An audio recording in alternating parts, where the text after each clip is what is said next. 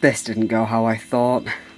Hi, hello, and welcome, or welcome back, I suppose. Picture this. I'd scheduled the TikTok video. It was out in the ether, ready to be uploaded. I did not plan on reading an Elena Armas video ever again, but the universe decided to send me a sign. I'm not sure what that sign was, but it was certainly there, because on the day that that video was actually uploaded, I was out shopping. And you know what I saw? I saw this.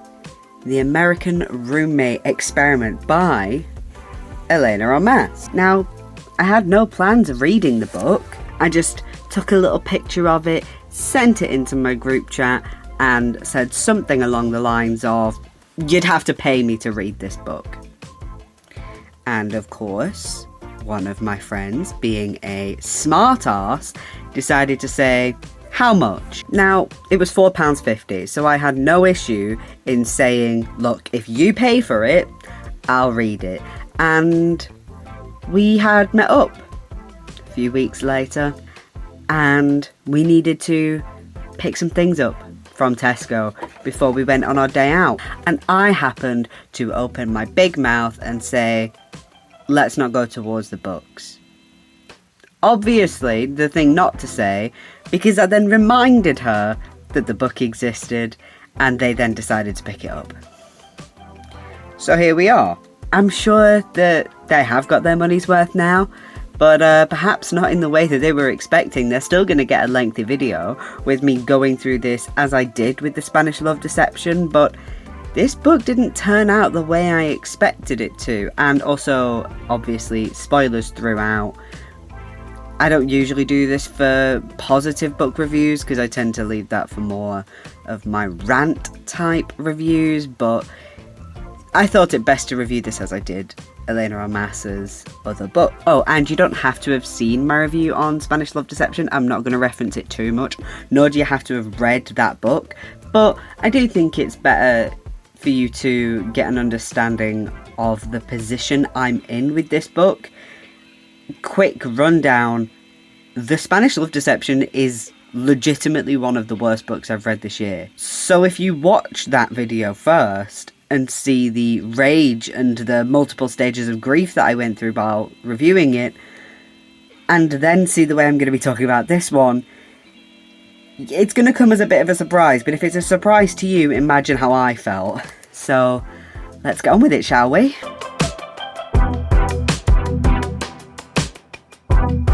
Chapter 1.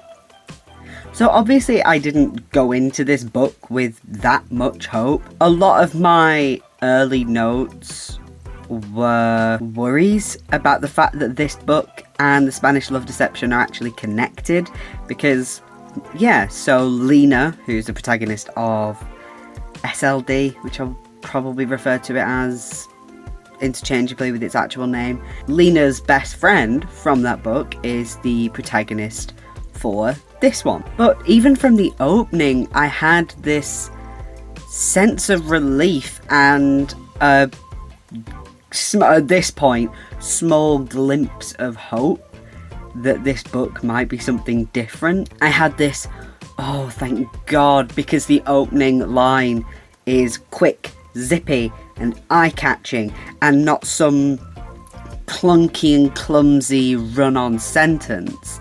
It is simply, "Someone was trying to break into my apartment." Beautiful.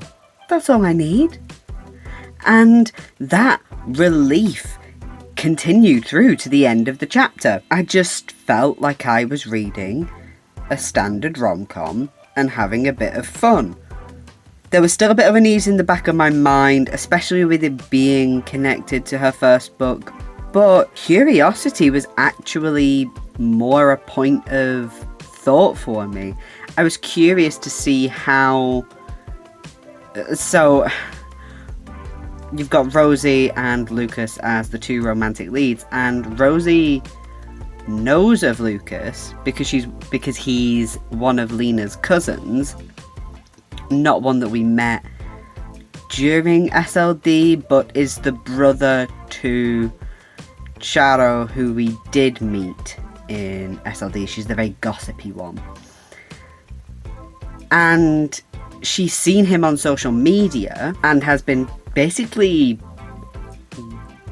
constantly going back to his social media and checking up on him, therefore knowing a bit more about him than she should do when they actually first meet for the first time. And I was curious to see how that would play throughout the rest of the novel, and it's used well. She very subtly, Armas subtly uses it in a kind of, sometimes you see her dropping something that you know she shouldn't have dropped, and especially when you're in Lucas's POV, you can tell that he's spotted it, but he doesn't want to pick up on it, because it's just maybe I've said something, or maybe Lena's said something, or Charo, because they are all interconnected. So it's played really well, and then towards the end she actually confesses it all, and he's just like, you know what, you're absolutely mad, and I kind of love that. Chapter 2. I stared at the hand, taking in the long fingers attached to it. Boy, when I tell you I had paw-sized flashbacks, oh god. And look, if you had read this book, this line would mean nothing. You would just, like her, be thinking of this man's hand. But not me. I got real flashbacks, man.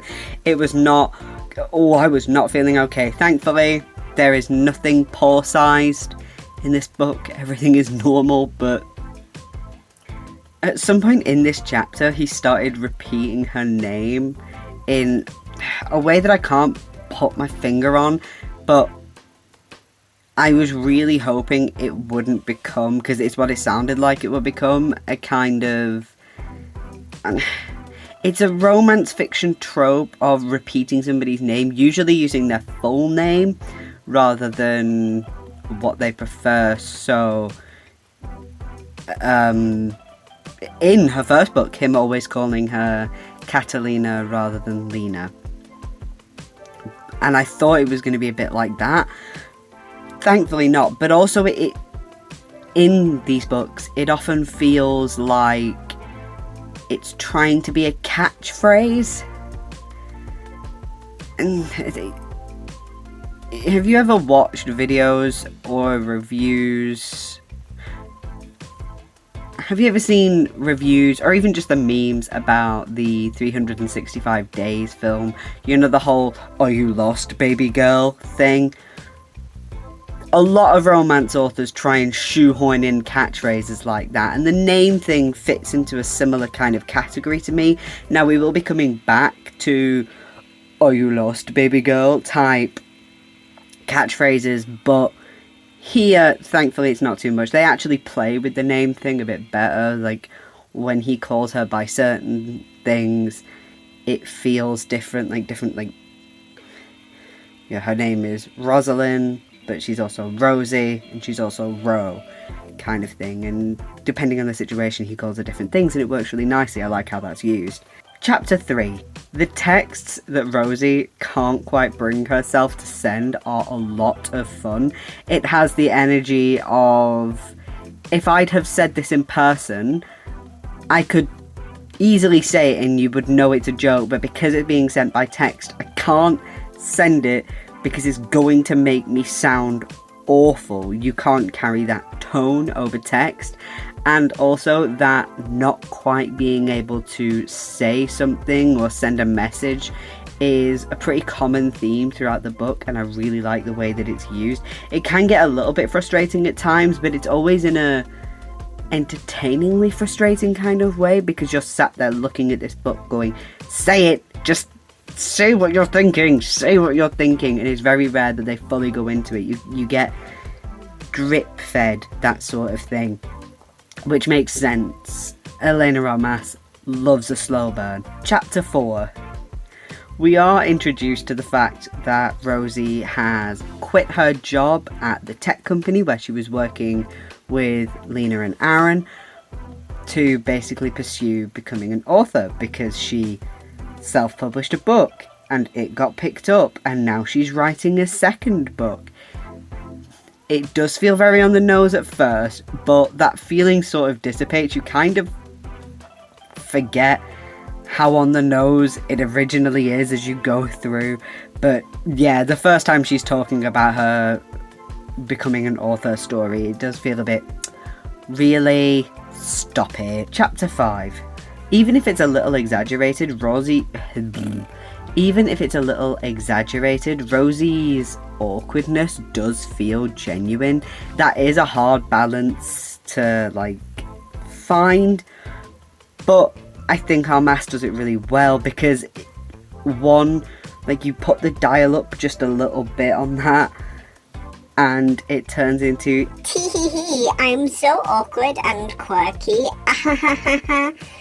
But thankfully you don't get that here, and I think a lot of that balance is struck because she's there with Lucas, who does feel genuinely charming and naturally flirtatious in a way that would make a lot of people feel flustered and a little bit awkward. Armas really manages to find something with him, because a lot of romance authors aim for natural charm and land at serial killer.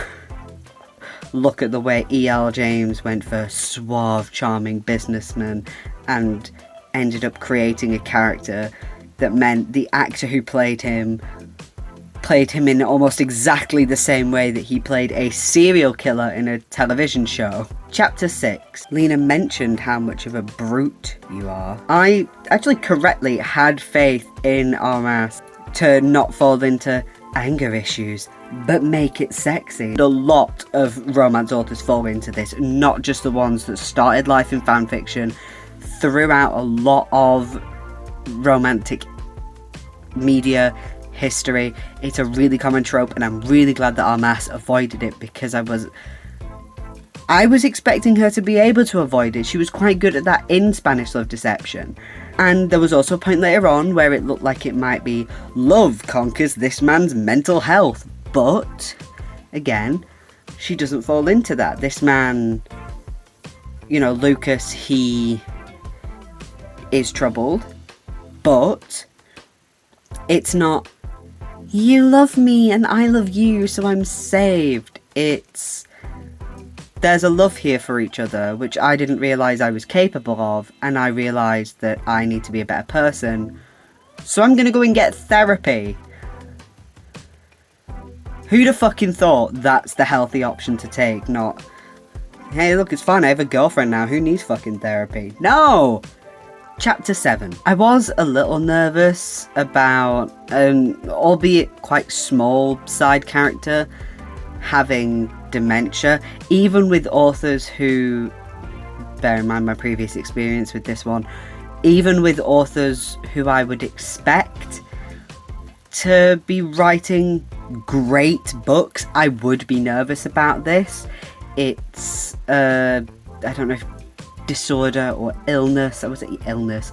It's an illness that is incredibly delicate to write about, but I think that Armas manages to basically show enough of this character so you know what's going on, but not go overboard with presentation. Something that I really enjoyed in this book is that scent is something that's really brought into the romance and attraction between the two lead characters, and it's beyond just he smells really musky and I nearly said musty. He smells really musky and masculine, or ooh, she smells really sweet and feminine. There's actual detail about what they smell like, something that is individual to them, because in actual attraction we tend to focus on the fact that the people we're with smell good. And that's not just me saying that, it's generally recognised that if somebody smells good when you first meet them, that's going to stick with you, right? And I really like how it actually builds something within their character, because it's not just he smells masculine, it's like what he actually smells of. Same with both of them, they both have individual smells, and I really like that, and that's part of the attraction. It's not something you see enough in romance books. Oh, but also it doesn't then fall into the weird... It doesn't sound like an Omega verse is about to start feeling like an animalistic scent and I'm going to go wild. It's like, no, I don't need to see anybody getting knotted. Thank you. There is a little bit of him saying, oh, I have these like animalistic urges, but it's in that kind of base need kind of thing, or base urges kind of thing, rather than it actually feeling like there's any weird wolf shit going on. Now, I'll be totally honest, I'm a little bit bored about the... I'll be totally...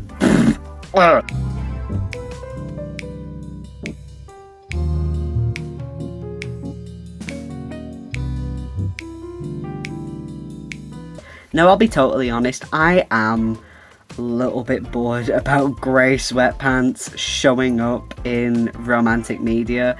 I don't ever say, I don't like this book because of it, because I understand why other people like it. It's really quite obvious. But what I will praise Elena Armas here for, is, no, oh my god.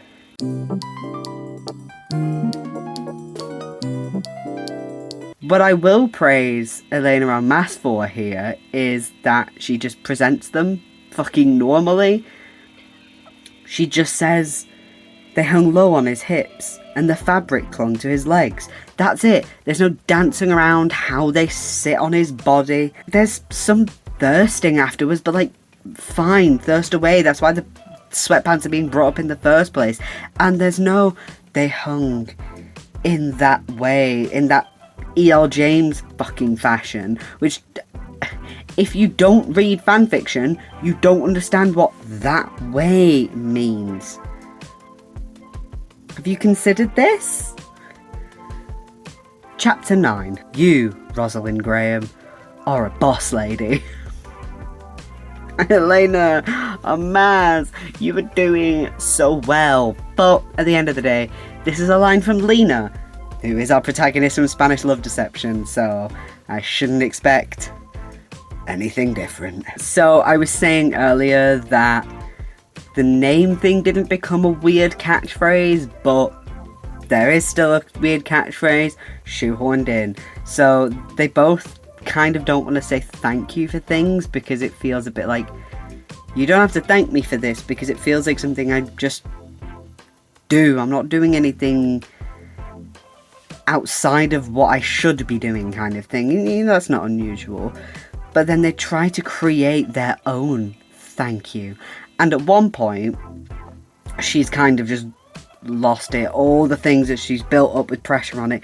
She cries, and the next day, he buys her some cronuts, which I think are croissant donuts? Not 100% sure on that. But then they create but that's like our thing. The cronuts are our thing. So instead of saying thank you, they start saying cronut you, which is the least natural thing, and it doesn't sound like the sort of thing where it does sound like a silly little thing you'd say between friends and or more. It's silly. It's giving, are you lost, baby girl? And I hate it. I did not like that one bit, and then it showed up. I thought, maybe it's just going to be one of those things where it's like, oh, that can be our thing, and then they actually don't really say it again, but no, they do. Quite a few times, and I was just like, oh, please, you were doing so well, don't bring this into it. Chapter 13. When it's explicitly revealed that Rosie's younger brother, who is an adult, is dancing at a club, with very few clothes on, kind of thing, right?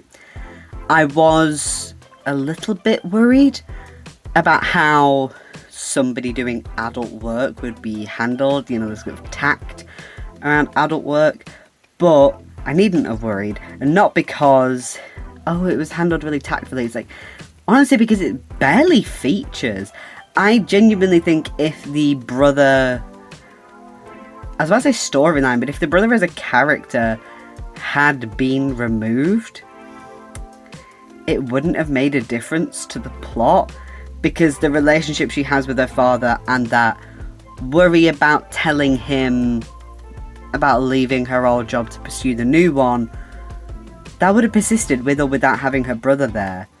It did feel a little bit unnecessary. Chapter 15. His frustration over her not being frustrated about the second date is so cute and fun, because he's just like, you need to raise your standards because you shouldn't have been happy about a date that ends with us cleaning an oven, failing to see the quite obvious thing that, like, he enjoyed spending time with her even though it ended like that. She enjoyed being there because she was spending time with him, oven cleaning and all. And I really like that it's him being a little bit oblivious. And towards the end of this chapter, you have Lucas coming out in a towel. So their arrangement is that she sleeps on the bed, because this is a studio. Not even the only room that is sectioned off is the bathroom, which is, they call that a studio, but to me that's a bed sit. I think a studio has a separate bedroom to me, but maybe they're both studios. But you know, she's effectively in a studio / bed sit. Bed, sofa, all in the same room, and they've agreed to stay together. Read the blurb to understand how that works, right? I've got this far in. I'm not explaining that now, but they are in Lena's apartment. That's the only thing that you need to know. And Lena has walked in. He's in nothing but a towel. They're both there. She's only aware that, not Aaron, Lucas is meant to be staying there. So her natural assumption is that they're getting together. And I'm so glad that that whole moment isn't dragged out, that, like, misunderstanding, because guaranteed in the Spanish love deception it would have been. In the Spanish love deception, that bit would have been eked out, probably over an entire fucking chapter of just, but you two, it looks like this, but is it? Oh no, I wonder if, gets resolved within a couple of paragraphs. And that's great, because you get the silly, isn't this funny, you thought but not really, ooh hoo hoo, and then it gets resolved. It's fine, and it's a funny little scene, but it's not dragged out in the way that it would have been in previous books. Chapter 18. The scene in the bathroom at the masquerade party is basically all the things that I complimented in the Spanish love deception. It's got great use of tension. It's got that tension pulled right when you get to the good stuff, because Elena Armas loves a slow burn. And it's basically just that this author is all about patience in her writing. Patience that I don't think I have as a writer. Everything's taken slowly. The tension is built, and it's slowly, it's not doing this, it's not staying at the same kind of level. It's, you know, it's just slowly rising up with little dips and dips where it's snatched away, and it works really nicely. Shown excellently here. I complimented that a lot in Spanish love deception. And this scene isn't incredibly explicit. There are more explicit scenes later too that really spring to mind. They're well written, there's nothing cringy, and if you like explicit scenes within your romance books, then this will not leave you wanting more. They're good scenes. That's all I'm gonna say. I did read them in the library though, so that was a bit like, hello, okay. Actually, that's a lie. I said, not the library thing, I said that this isn't a super explicit scene. There is one line that did make me go, oh, because I forgot that she writes explicit scenes. And that line really took me by surprise. Chapter 22. The beauty and the tension of the rooftop scene is the storm around them as all their feelings pour out. Yes, give it to me. Oh, I love it. It feels like everything between the two of them is building to this moment, and quite literally, crack of thunder, pour of rain, everything comes out from them. And from this point of the book on, it's not, how do I explain that I have feelings? It's, okay, now what do we do with all of these feelings? Also, just a quick note, please, I've said this before, stop saying fisting instead of grabbing. He fists her hair. Stop it. Absolutely stop it. I know I'm being immature when I laugh at that, but I don't like it. Give it a rest. Chapter 25. I do not care. 1. How horny you are. 2. How heavy a sleeper this person is. How are you going to get frisky with your man when your brother is sleeping feet away? Bonk. Horny jail for you. I have explained the way their studio bedsit thing is set up. I'm glad that Lucas is there to have a shred of common decency to go, you know what, maybe we shouldn't do this. Because you're fucking gross. When I was reading that, I was actually thinking about how it reminded me of One Last Stop. Because it was the first time I had that gut feeling of, not here, how are you doing that, in a while. I was like, no. Blech. Grim. Chapter 29. I know that running through the airport at the last minute is incredibly cliche, but have you considered, I really like it. And look, sometimes tropes and cliches are fine because I like them. No, but just because sometimes it's a case of if it ain't broke, don't fix it. And actually, I really like that she does flip the script a little bit with this, because it's not I ran through the airport and they find you and then they're just like together happy ever after, fade to black kind of thing. This is the moment where they actually, I was saying earlier, where there's a lot of just say the thing, you can do it, just say it. And that's what happens here, where she's run up to him and she's like, we can make this work, I love you. And he can't say it back because he freezes and he's like, oh no, these feelings are entirely real and I don't know how to deal with that.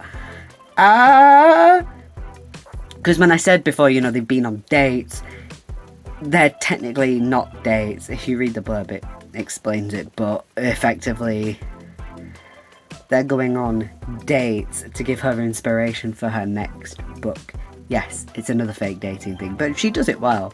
And like I said, this is the slowest of slow burns, because that's what Elena Armas likes, and I forgot that that's what would happen. So when they're separated again,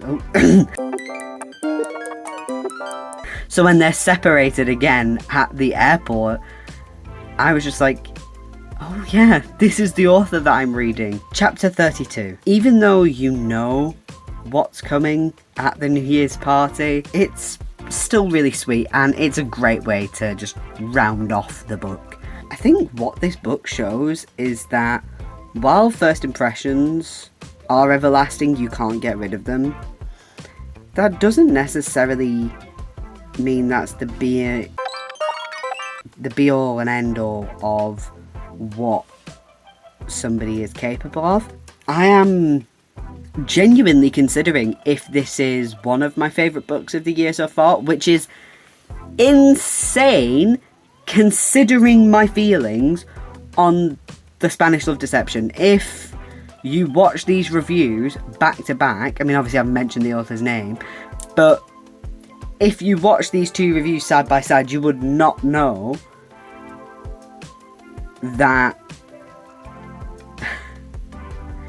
there was no way they're the same author. There is no way these books are the same author. It is growth as a writer between this first book and the second. the insane amount of growth. It's just incredible.